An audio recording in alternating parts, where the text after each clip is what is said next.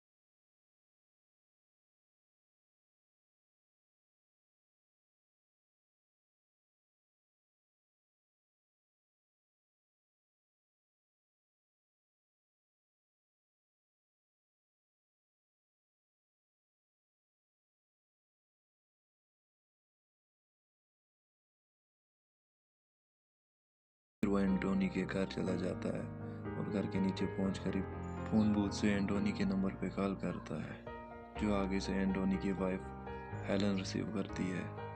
एंटोनी की वाइफ उसको एंटोनी समझकर घर बुलाती है, तो एडम बताता है मैं एंटोनी नहीं हूँ। वो बोलती है क्यों मजाक कर रहे हो। तो फिर एडम वहाँ से घर चला आता है, जहाँ से वो फिर से उसको कॉल करता है। इस बार कॉल एंटोनी उठाता है। एडम उसको बताता है कि हम दो एक जैसे दिखते हैं, मैं बस एक बार तुमसे मिलना चाहता हूँ। फिर वहाँ पे एंटोनी की वाइफ आ जाती है, जो एंटोनी को कॉल पे देखकर उसको शक होता है कि वो किसी और लड़की से बात कर रहा है। वो उस पर गुस्सा होती है और एंटोनी भी उस पर चिल्लाता है और वो फिर वहाँ से चला जाता है सोने के लिए। वो एंटोनी जैसे सोता है तो वो सोचता है एडम के बारे में।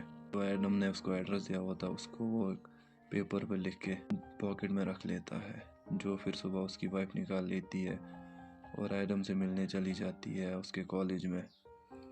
जहाँ पे एडम बाहर आकर बैठता है तो एंटोनी की वाइफ हेलन भी उसके साथ बैठ जाती है। जब हेलन उसको देखती है तो वो परेशान हो जाती है। एंटोनी की वाइफ शॉक हो जाती है क्योंकि वो सेम एंटोनी की तरह दिखता है। फिर एडम वहाँ से उठकर चला जाता है। उसके जाती है हेलन एंटोनी को कॉल करती है। फिर हेलन अपने घर पे आ जाती है। जहाँ वो एंटोनी को देखती है वो सोचने लगती है एडम के बारे में, जो एंटोनी की तरह ही दिखता है। रात को पूछने पर हेलन एंटोनी को सब कुछ बोल देती है। फिर हम एडम को देखते हैं, जो सपना देख रहा होता है। सपने में उसको लड़कियां दिखती है जिनके चेहरे पर स्पाइडर होता है। फिर फाइनली एडम एंटोनी से मिलने चला जाता है। एंटोनी एडम को होटल में मिलने बुलाता है। एक दूसरे को देखकर जिनकी आवाज़ भी सेम है, वो फिर एंटोनी एडम को एक इंसान दिखाता है, जिसको देखकर एडम शॉक हो जाता है। फिर वहाँ से चला जाता है, जिसको देखकर एंटोनी भी उसका पीछा बाइक पे करने लगता है। फिर एंटोनी वहाँ से चला जाता है। यहाँ पे हेलन भी परेशान हो रही होती है। एंटोनी एडम का पीछा करने लगता है। एक दिन एंटोनी एडम की गर्लफ्रेंड को देखता है, बस उसको देखता ही रह जाता है। एंटोनी उसको धीरे धीरे प्यार करने लगता है। फिर एडम अपनी मोम से मिलता है, उसको बताता है कि हम ट्विंस हैं। मोम कहती है नहीं, तो मेरा एक लड़का है। तो एडम उसको अब सारी बात बता देता है एंटोनी के बारे में।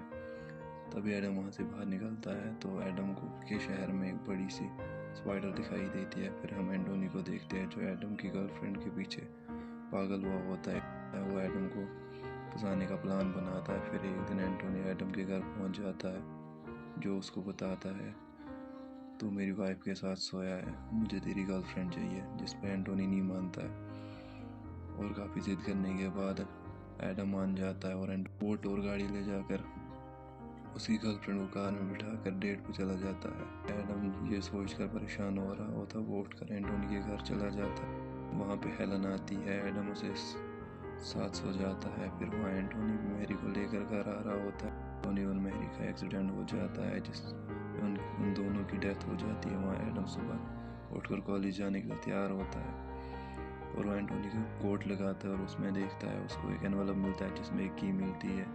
ये उसी क्लब की है जिसको हमने मूवी के स्टार्टिंग में देखा था। तभी हम हेलन को देखते हैं, जो वॉशरूम से नहाकर बाहर आ रही होती है और वो रूम में चली जाती है। उसको देखकर एडम उसके रूम में झांकता है तो उसको वहाँ पे एक बड़ी सी स्पाइडर दिखाई देती है, और ये देखकर एडम परेशान हो जाता है और ये मूवी यहीं पे ख़त्म हो जाती है।